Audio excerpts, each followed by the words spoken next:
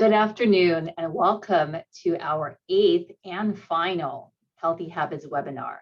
We're so excited to have you all with us today and so pleased with the turnout we've been receiving.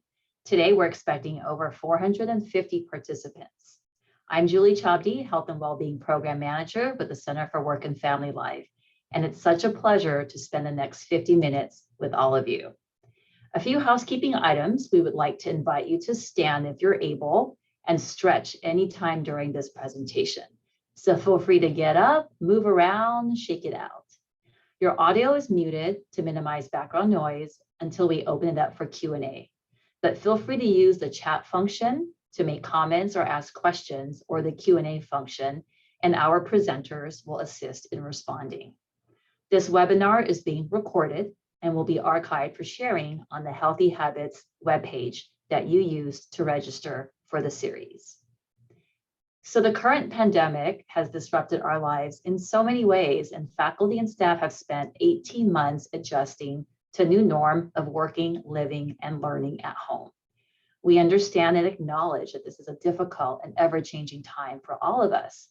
And with the return to on-campus activities this fall, many are faced with emerging challenges to maintain our current work and personal life routines, healthy habits, schedules, and environments.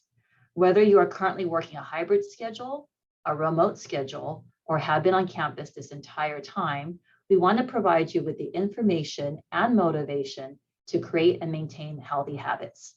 This series aims to support the health and well-being of our campus community by providing strategies and resources to help you navigate through the transition and recovery of pandemic life, and continue to establish healthy habits that will last a lifetime.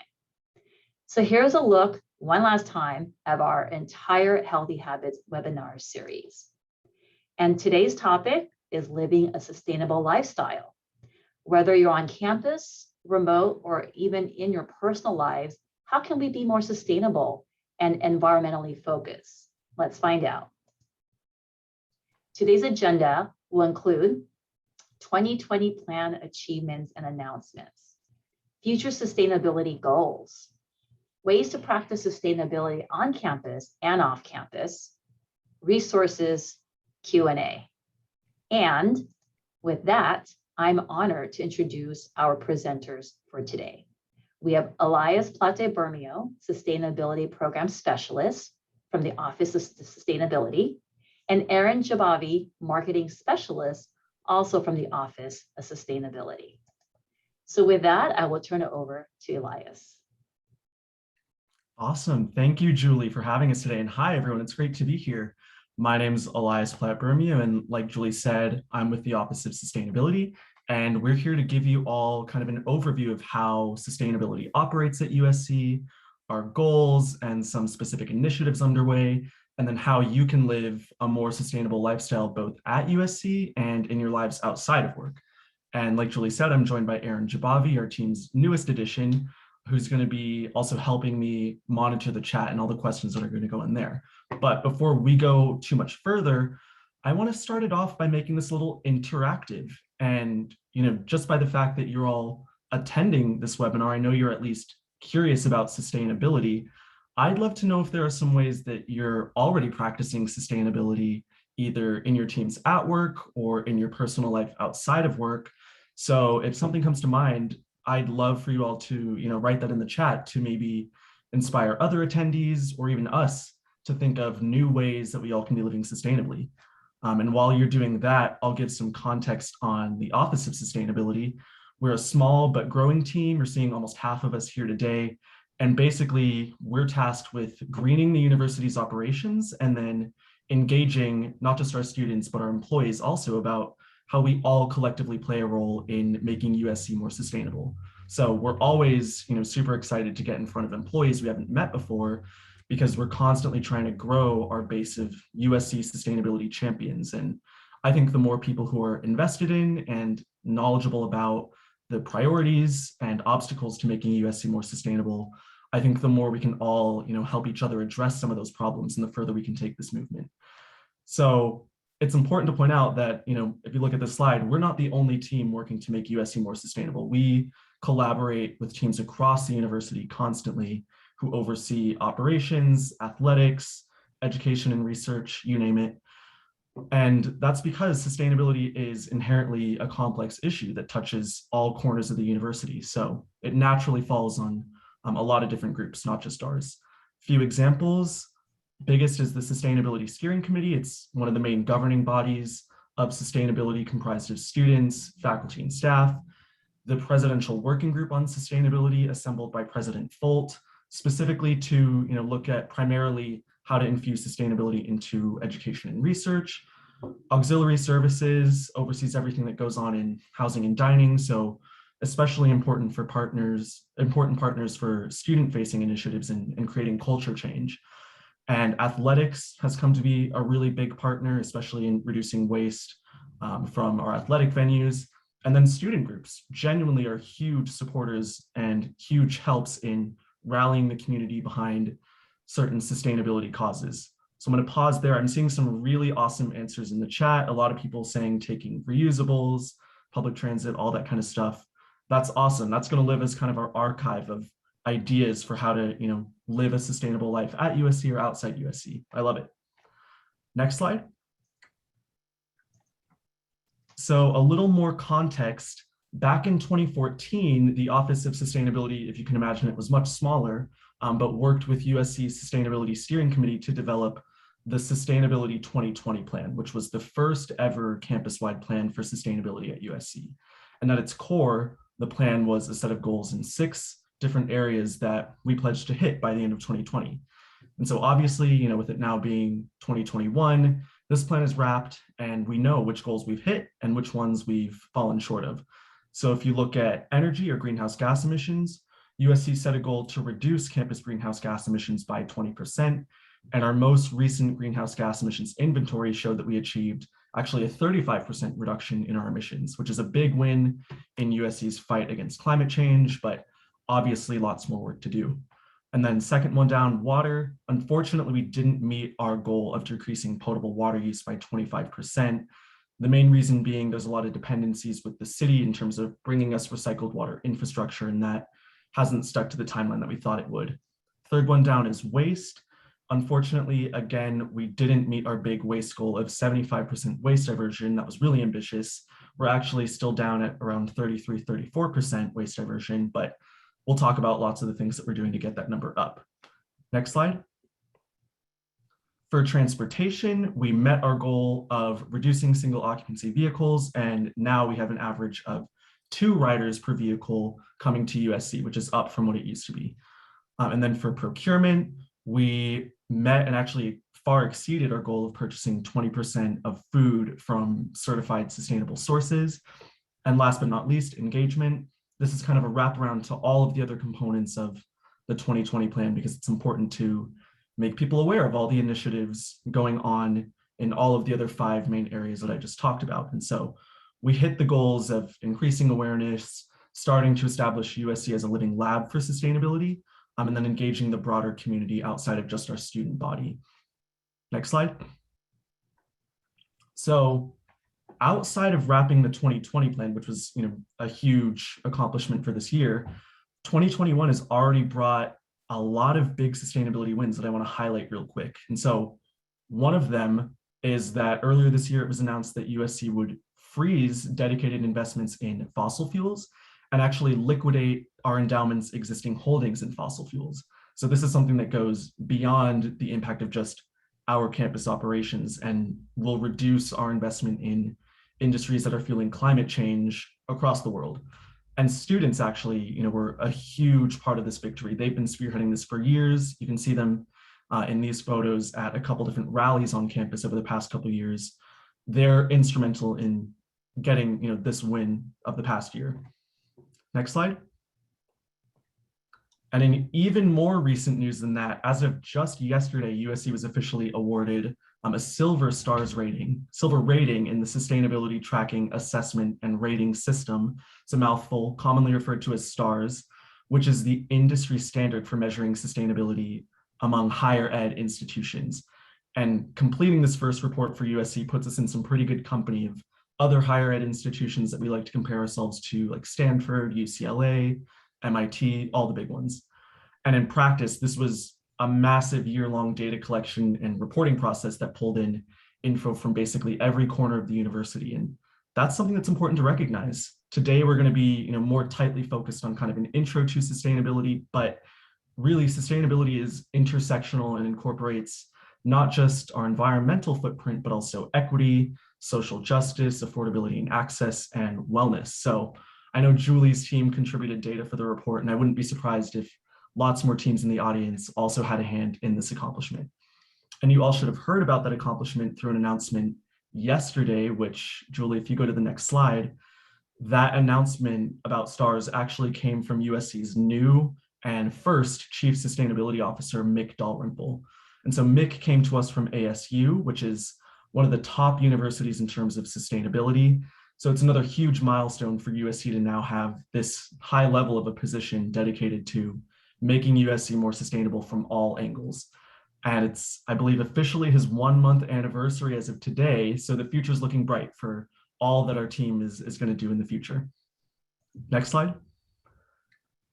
And so that's kind of a look back at what we've done, but looking ahead, our office and teams across the university are currently in the process of finalizing the next university-wide sustainability plan that's going to set some really aggressive goals to hit over the next 8 years, including some big ones on waste diversion and greenhouse gas emissions reductions. And to reiterate, sustainability inherently touches almost every part of USC's business and operations. So it's really crucial that the whole university comes on board and each department understands its role in executing on the goals that are set forth in that plan. So keep an eye out for more announcements about it in the coming months. It's going to take all of us to really hit these aggressive goals. And with that being said, let's get into some of the specific ways that USC is trying to up its sustainability game and ways that all of you can hopefully participate in being sustainable, not only at work, but in every part of your life. And so let's kick it off with transportation and my favorite program offered by USC Transportation, which is Faculty and Staff Transit Subsidy.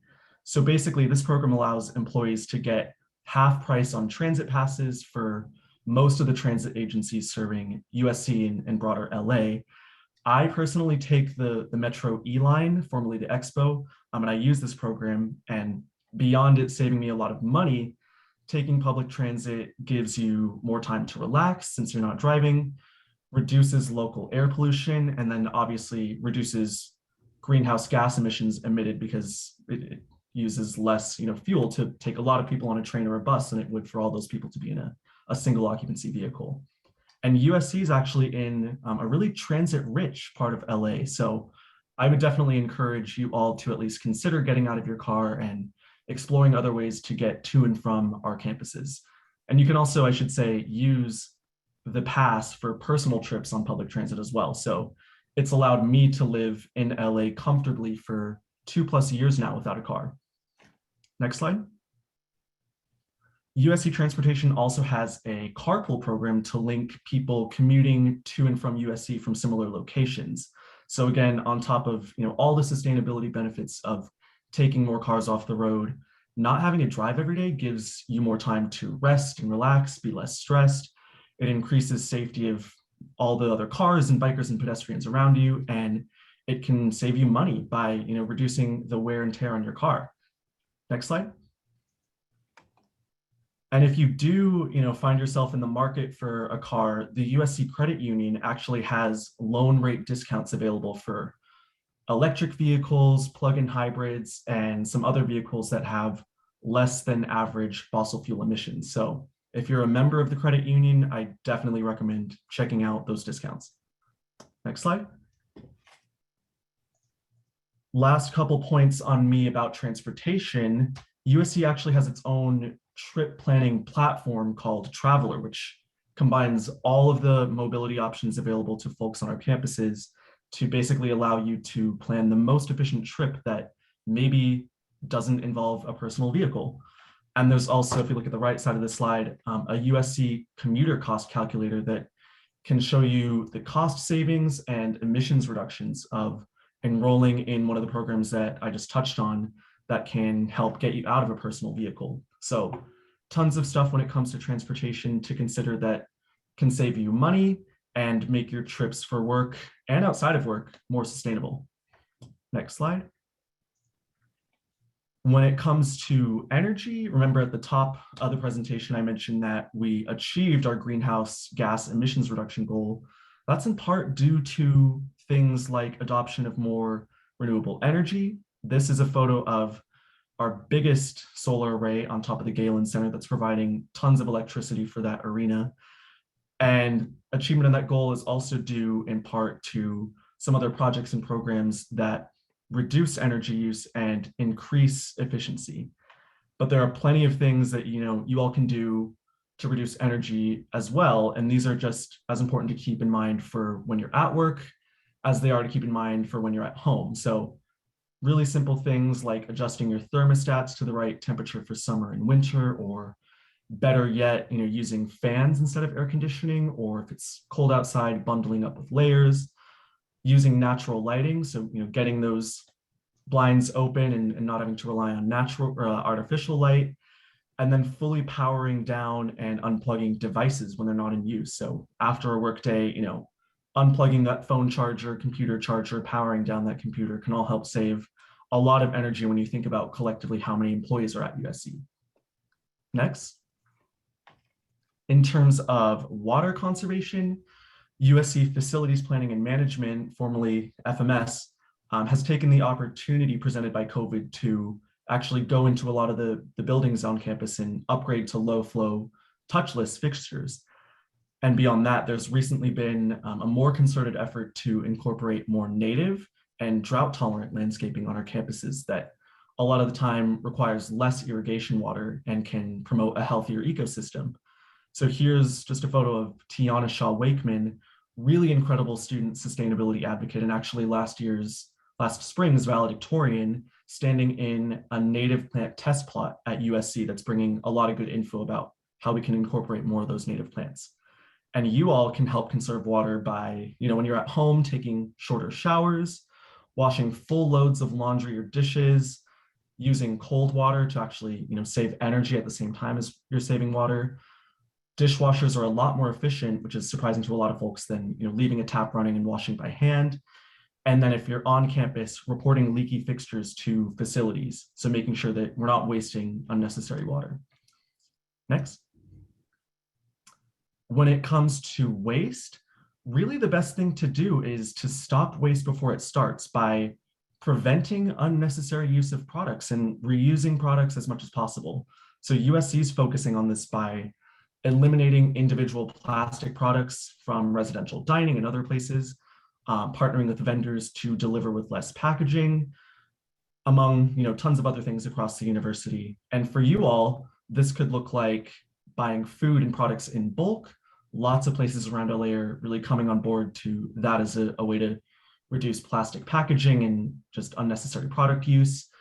Using reusables, so for food and beverage containers, and then utensils, that can cut down on a lot of waste if you think about how often people are probably getting to-go food, even just asking or telling folks that you don't need, single-use utensils is a good way to cut down on plastics when you think about how big our impact is as a university.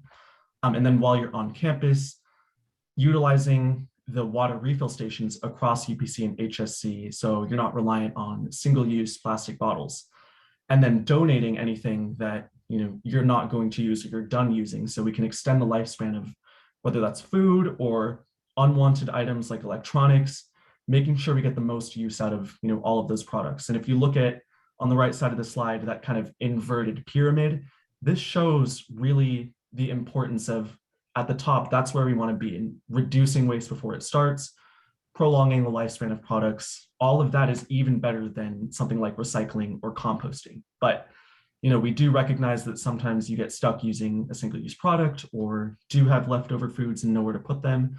And that's where proper composting and recycling come in, because we want as little as possible disposed of in landfills. It's the smallest part of that inverted pyramid. And that's because waste sitting in landfills actually releases emissions that contribute to climate change, and it can cause local pollution of air and water supply. So we don't want that. Next slide. USC on that point is, continuing to take some big steps to try to keep products out of landfills. So the Coliseum has a zero waste program that is one of the most successful programs actually in the country for reducing waste from athletic venues. If you haven't already heard, I'll quickly plug that tomorrow is our annual green game against, I believe, Oregon State. So they're going to be doing, all that they normally do to use compostables and recyclables, keep as little as possible in landfill. And then there's going to be tons of engagement about how all of us collectively have a part in making USC more sustainable. We've also made some pretty big strides in reducing waste from events. We're trying to host, more zero waste events on campus to the extent that we can, composting in USC housing, and then environmental health and safety, EH&S, has tons of information on how to properly dispose of electronics or, hazardous waste, so we don't have that sitting in a regular landfill bin where it shouldn't be. And then if you've recently been to the Village or Papa Squadron HSC, you've probably seen these new multi-stream bins that enable composting and recycling. And soon there are going to be dozens more bins like this around UPC and HSC that are going to allow you to properly dispose of your waste and hopefully send nothing or very little to landfill. So to get us all thinking a little bit more about proper waste disposal, I want to have us do a little poll to see if you all know where some commonly used items should end up. So Suzanne, if you can pull up that poll, let's take maybe a minute or so to see if we know where some folks should be putting items if they find themselves in front of one of these bins.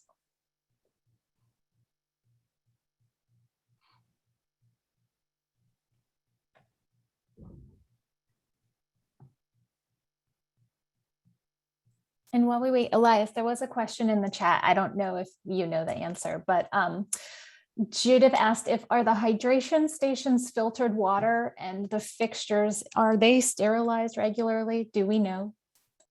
I don't know offhand about sterilization. That's not our team's purview. That's FPM and all the contractors who do actual janitorial work. But I know that it was a big, topic of conversation that moving to touchless fixtures means that hopefully there are fewer, touch points for germs to be passed. So that's one, positive of the sustainability shift to more efficient fixtures was that we eliminated one of those touch points. In terms of whether all of those hydration stations are filtered water, that I don't know offhand either, but some of them are indoor, some of them are outdoor, some are newer, some are older. So I'm assuming the answer is that it varies station to station, but facilities planning and management who put together those maps that I saw Suzanne dropped in the chat would be the team to ask both of those questions to. And Elias, we have the majority voted, so I'm going to publish the results. Cool, so let's take a look at how we all did. Can you recycle a plastic straw? Most people got this one right. So the answer is that you cannot, unfortunately, recycle plastic straws.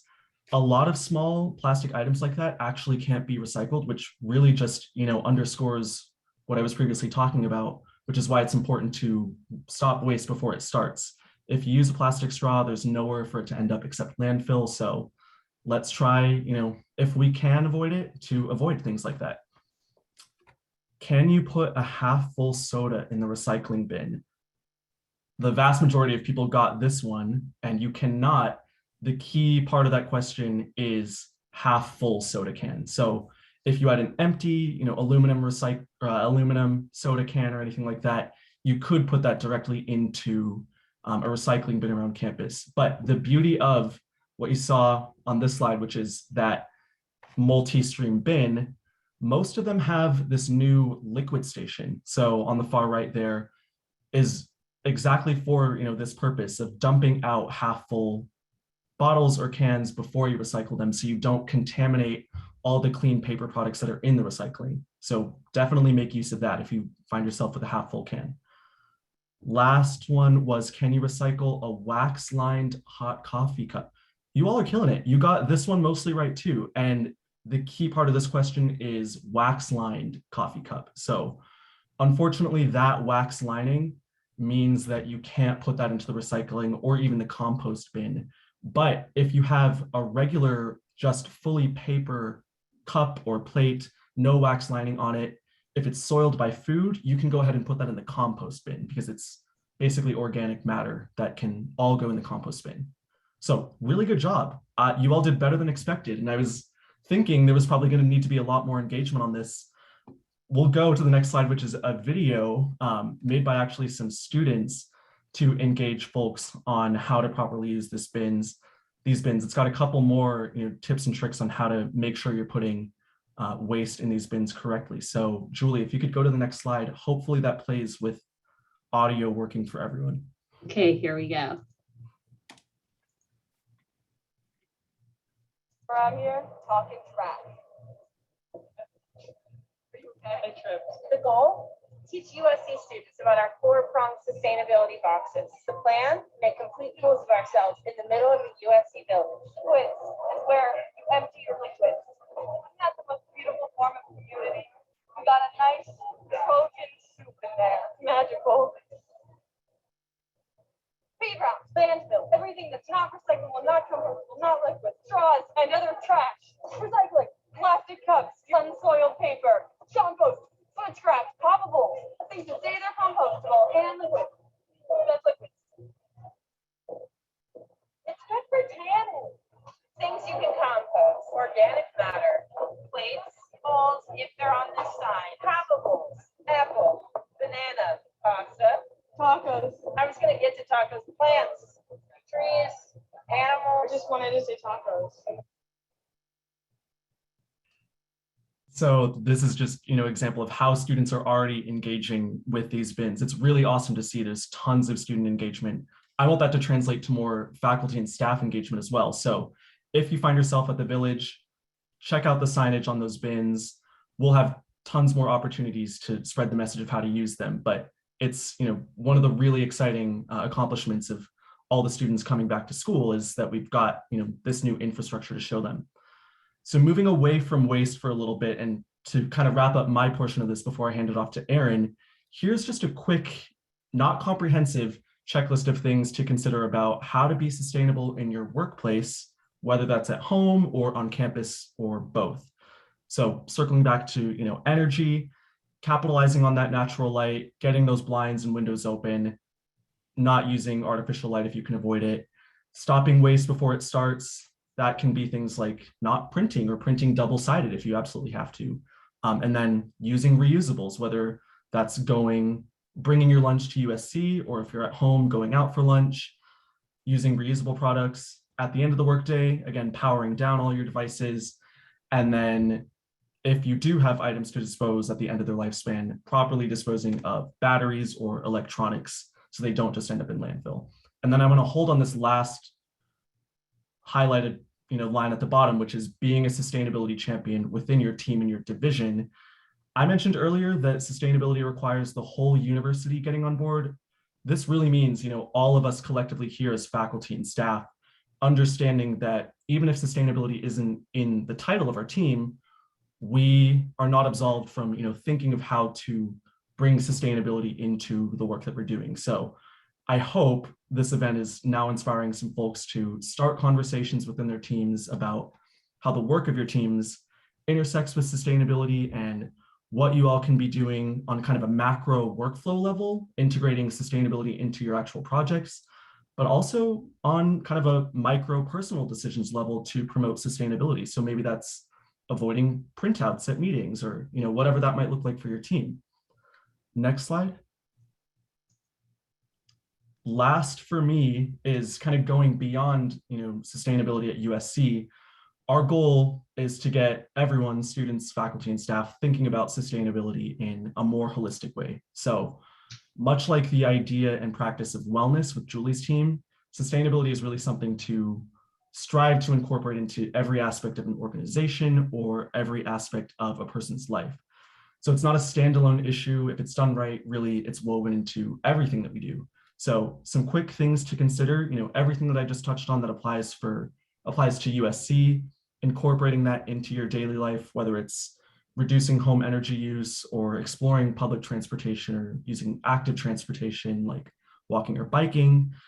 One that I haven't mentioned, but is, a pretty quick and easy way to lower your carbon and water footprint is reassessing your diet and incorporating more plant-based foods instead of animal-based foods. And then I always mention this to students, but I think it's equally important for faculty and staff. If you can, be civically engaged. I think, if you're eligible, using your vote to shape priorities of our city and our county and our state, our country, all of that is super important to, on that big picture level, being more sustainable. And I think it's, a crucial part of the story. And then getting involved outside of being civically engaged in personal actions. I don't want to be too prescriptive about what that might look like, but volunteering with local organizations or taking to social media to make your voice heard, doing something to spread the message that sustainability is important. And then last but not least, same with starting conversations with your work colleagues, have those same conversations with friends and family. I think the more people we have understanding how they fit into making the environment around them more sustainable in all different ways, I think the farther we can all collectively take this. So that was a lot of me talking, and I feel like we still only kind of scratched the surface of all that our team could share. But I'm going to hand it over to Erin to tell you all how to keep in touch with us and learn more about ever-evolving USC sustainability. Absolutely. Thank you, Elias. You've been getting lots of compliments in the chat on what a great presenter you are, and I would like to echo that as well. I'm Erin Jabavi, along with Mick Dalrymple. I am also the newest staff member in the Office of Sustainability. And if we want to go to the next slide, this is my only slide. I wouldn't be doing my job if I didn't tell you how to keep in touch with us and stay updated on what our office is doing. So the best thing to do would be to, actually, I'll stop myself. You can sign our digital pledge if you click the link in the chat or the QR code. It gives sort of a list of pretty much everything that Elias had covered in the presentation today, and in like a list form if you're one of those people who likes to check things off. And if you sign the pledge online, you also get a 10% discount on a reusable water bottle at the USC bookstore. So that's one way you can keep involved with us. The next is to subscribe to our newsletter. It goes out once a month, and we give you lots of news about what's going on at the university, as well as in the broader context of our local community and the world. And then lastly, if you are on social media and are so inclined, please follow us on Instagram. We're posting things every day. This is actually Green Week. I don't know if we mentioned that at the top, but USC is celebrating Green Week this week, which is lots of opportunities to get involved, events to attend, articles to read, different things that you can do to educate yourself about sustainability at USC and in the community. So thank you for attending. I know there are some questions we haven't answered, but I'm going to turn it over to Julie. She's going to cover some things and we'll get to your questions in a minute. Great. Thank you so much, Elias and Erin. Such a great presentation, and can totally relate to how do you prioritize sustainability in everything you do, both on an individual and a community collective level, just like health and wellness. How can you make that a priority? So really great ways to align and collaborate and engage with all of you. So thank you so much. Before we get to the Q&A, I did want to make a few quick announcements of resources we have available to USC faculty and staff, and then what remaining time we have left, which seems like quite a bit, we can open it up to Q&A. So the first thing I want to mention is we recently launched our Health and Wellbeing Resource Directory. The Center for Work and Family Life created this directory, which is available on our website and has also been shared through the Employee Gateway. It's an inventory and collection of health and well-being resources available to USC faculty and staff, separated by different well-being domains.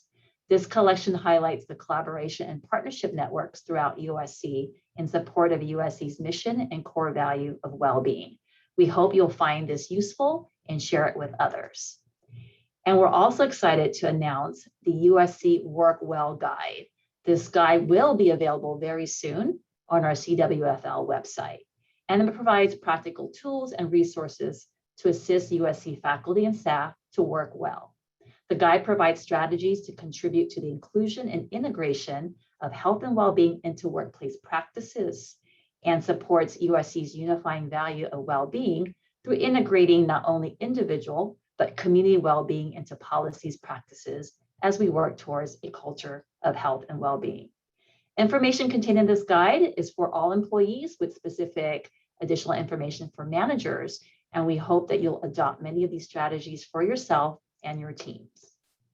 And last but not least, and finally excited to introduce the Fight On Football Wellness Challenge.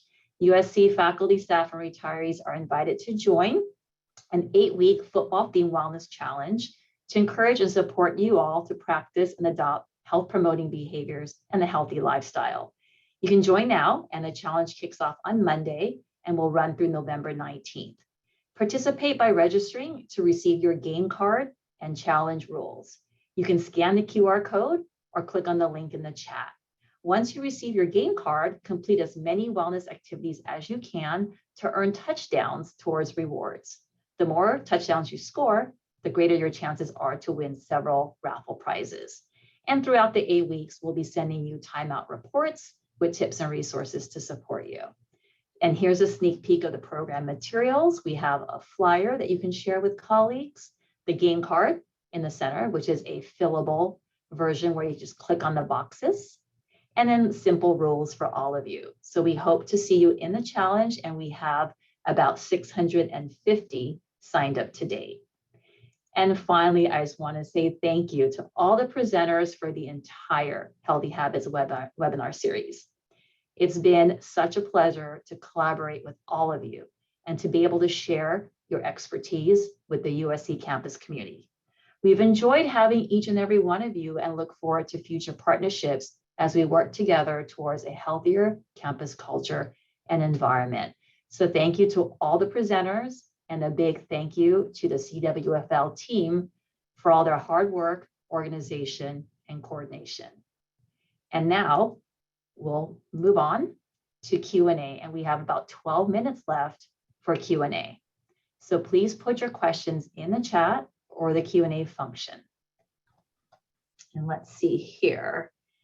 I see one here about, I don't know if anyone can answer this, Aaron or Elias, about the transportation and any comments about the schedules. It sounds like this person's frustrated with the schedules being unreliable, breaks down quite often. Any thoughts or tips or suggestions you might have there? Yeah, so I'm seeing that question, and it's about what USC is doing to make public transportation in our area more reliable. I'll preface by saying neither Aaron or I work in USC transportation. We're close partners with those folks, but that's not our primary focus. But I do know that USC transportation is constantly, in close communication with LA Metro, Metrolink, all of the agencies that serve our region, because we're an important stakeholder. USC has a lot of power to be influencing decisions from those bodies, and I can't say for certain whether or not they're actively trying to, in combination with those agencies, find solutions for efficiency or scheduling. But I do know that they're in talks with some of those agencies about pilot programs specifically for USC commuters to get service from those agencies, whether it's shuttle services or incentives to get out of single occupancy vehicles and use those services. So they have a close partnership, but USC Transportation would be the team to ask something that specific about what that partnership looks like in practice on the topic of trying to increase efficiency of public transit. I do know that that's in the transit world, a huge topic of conversation. You really do get more people willing to consistently use transit if it is reliable and coming often as opposed to, every 15 or 20 minutes. Great, thank you so much, Elias. And we can direct everyone to the transportation website and team over there. And here's a question about a green office. So we are a green office, but have not been contacted to recertify. Is there a link for that, or can you tell us more about that? I'd love to know what team this is, and sorry if I missed it in the chat. It looks like it's the Emeriti Center, I believe. Yeah, so I'll start off by saying that program, the Green Office Certification Program, was a partnership with the City of LA in their broader Green Office Certification Program. It's in a little bit of a lull right now, and so that's not USC is doing. It's really the city that has taken a pause moment to reconceptualize that program, work out some kinks. From what I understand, they're trying to, and they've been trying for the past year, year and a half to get that program back up and running. So we're in talks with them. If and when that program does come back up and running, it's definitely something that our office thinks is a good engagement tool and then actual tool to, reduce the environmental impact of all of these different teams around the university. So we will be, promoting that if it does come back online. But kudos to the Emeritus Center for, trying to go for that achievement when it was back in effect a couple of years ago. That's really awesome. Yeah, congratulations, Jeanette. A question around disposable masks. Is there a concern about all these masks, disposable masks that are used on campus every day? This person is saying they see so many on the sidewalks, on the edge of the road, on the way to campus. Any comments on that? Yeah, and there's so many connections between COVID and sustainability. Backing up from that question a little bit, just for a second, it's really, I think, part of the important story about being more sustainable is understanding, the connection between a global pandemic like COVID and something like climate change. So, if you live in the sustainability world, this time last year and all of 2020, this was a huge topic of conversation: is how do we, celebrate the weird small silver linings of COVID, like getting cars off the road and having cleaner air quality, while recognizing that COVID in some ways, deforestation that causes climate change and environmental impacts, is exposing the world to more of these, viruses like COVID, and potentially more in the future. So a lot of really interesting connections coming to our present day when we're, back in campus part-time, full-time, living our lives a little bit more than we were able to in 2020. Masks is a huge, topic of conversation and connection between COVID and kind of sustainability, especially as it relates to waste. All I will say on that is, from our perspective, we would encourage folks to, again, stop waste before it starts, try to use reusable masks in really all products so that you don't have to be, cycling through 7 masks a week and having those end up in landfill, or even worse, polluting our campus or LA. So reusable masks all the way. I think our team is a big proponent of that. And I do really like that someone asked that question, because it does highlight, the connections between the pandemic that we're all living in and the changing climate that we're all living in to, life on campus and something so tangible as mask waste. Great, thank you for sharing that perspective, Elias. Question around battery disposable locations. Where are they? Do we have any on campus? Yeah, I saw that question in the chat, and I'll try to drop this link to specifically a fact sheet put together by Environmental Health and Safety. As far as I know, although they might be able to correct me, there isn't a central repository or map of those battery locations, but I'm dropping right now. Oops, looks like I sent that to just the panelists. Dropping right now to everyone a link to the Universal Waste Management fact sheet, if Suzanne hasn't already put that in the chat, which is basically EH&S's Bible for how to dispose of something that might not be traditional recycling, landfill, or compost waste. And they would be the team to, if you want to schedule a pickup or have, a lot of e-waste that needs to get disposed of, they're the team to get in touch with. Great. And then would that be the same for light bulbs too? A question around where to dispose of light bulbs, same information? It is, yeah. So batteries, electronics, most other e-waste and those sort of things fall under the umbrella term of universal waste. So that fact sheet that I dropped in should be the most up-to-date info on how to schedule a pickup or contact EH&S about disposal of any of those things. Great, thank you so much for that information, Suzanne and Elias. And here's a question from one of our participants. Does USC have sustainable cards that can be distributed to people? This person was giving out no smoking on campus cards before and would like to continue to do so, to give out to smokers on campus. So a great question around sustainability and smoking and wellness, sustainable all-in-one. Do you know anything about these cards? I don't know if I understand the question. Is it cards to give information about how to be more sustainable, or like an incentive program to be more sustainable? I'm guessing, based on my experience, is we used to have at another location, campus, cards. Well, let's see, Vicki just clarified yes, which I was thinking cards to tell people that there's no smoking on campus, but maybe the person meant to remind people how to live sustainability. Oh, so sitting like the no smoking cards. Okay. Gotcha. So we don't have, a little pocket book or a wallet-sized card, but Aaron, I think, had the link to a sustainability pledge. We, in the past, and we actually did so this year as well, have created basically a door hanger to live on all, new first and second year dorms, so that when they move in, they've basically got this door hanger that is constant reminders of how to live a sustainable lifestyle. And it includes things that are USC specific, like sorting your waste properly, but also some of the more general things that Aaron and I talked about, like taking shorter showers or being civically engaged or getting involved in a student group. So that's one thing that we've done to give students, a physical reminder of how to be sustainable. Undergraduate student government and some of the other environmental student orgs have also made actually a waste sorting magnet to put in all on-campus USC housing. I see Aaron is showing you all that right now. It's awesome.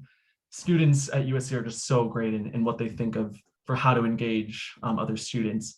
So there's a couple things that we've done. We're always looking to, expand on how we are getting this message out, while at the same time, not printing thousands of things that maybe will easily be discarded. So don't have cards just yet, but I'm seeing some folks say that it'd be great to have door hangers for departments. That might be something that we could consider, assuming we've got some leftover door hangers, and constantly iterating on that so we've got the most update information. But love the idea of how to, get employees reminded of how to be more sustainable. Something that it's so funny that this just came up, because I was actually just looking into cards that were printed on like those seed paper, where you can like plant it and grow flowers. So we are actually looking into printing little business cards that have, not actually like the tips on how to be sustainable, but more on, how to access our website or subscribe to our newsletter and things like that, like printed on a business card that is on the seed paper. So maybe stay tuned for some of those showing up on campus somewhere. That's a great idea. And someone's asking if are those cards compostable with seeds inside them? I think they would be, but so I think the idea, if it's got seeds, is that you actually use it to plant something, so that you've got that, growing and improving indoor air quality or whatever it is. So can be composted if someone got one and didn't want to, take on the responsibility of raising a plant, but that's the idea. And last question here we have time for. How do we balance as academic departments our fiscal limitations and our desire to purchase more sustainable options? Great question. Such a good question. Something that's not unique to just academic departments, but really for all departments across USC and all organizations trying to, be more sustainable. We're not yet to the point where sustainability across the board is the economically expedient decision to make. We're going in that direction. So hopefully, and I really hope that this is soon, it makes more sense with the incentive programs put in place by USC, or just market factors that, the 100% recycled paper is the cheaper option as well. So this is something that, everyone is grappling with constantly. And I really think part of the answer to this is that the university is coming on board super quickly to the idea that this is a central priority for USC, is to, be reining in its environmental footprint, and if you're in an academic department, infusing sustainability into the teachings of all of those departments. So I hope something that might help, alleviate that kind of short-term economic impact of making the more sustainable decision is that hopefully more dollars will be flowing to, all teams to be doing things that have a positive environmental impact. So I can't say I've got all the specifics or our team even has all the specifics, but those conversations are happening at really the highest levels of the university. And especially when it comes to, funding a plan like the 2028 plan that's going to have really ambitious goals, part of that is going to necessitate, trickling down those dollars to all the divisions and departments who are going to be making the decisions that will, when you roll them all together, meet those goals by 2028. Great. And I hate to skip this last one since it's so important, and maybe you can briefly answer this. We'll just go 1 minute over. Is how can someone request recycling bins like the ones on the quads? Yeah, so I'll say that some of them are already slated for specific locations, and you might, in the next couple weeks, months, see some in just the spot that you were, thinking would be the right spot. But I'll drop her name in the chat. USC's Waste and Recycling Coordinator is a woman named Gina Wizenant, and she is the project manager guru behind all of the new waste bins. Hopefully she's okay with me mentioning her information here, but we've directed some folks to her to at least start the conversation of where there might be new places to put those bins that have high impact. And the thing to consider with that is where are a lot of people gathering and needing to dispose of waste. So that's why the first places that you'll see are USC Village and HSC Papa Squad, where a lot of people are getting food and then disposing of food and all those containers. Great. Well, thank you so much. We're out of time, 2 minutes over. I just want to say thank you. We'll be sending out a survey to all of you along with the PDF of this presentation and the link to the recording. And then just one last final slide. I want to conclude by saying we truly enjoyed having all of you on this Healthy Habits webinar series. We started back in June and have had 4,000 or so over our 8 sessions and received such positive feedback. I want to thank all our presenters and partners, my entire CWFL team, and all of you, the audience, for being part of this series. We look forward to having you at future sessions. Stay well and fight on. Thank you, everyone. Thank you all.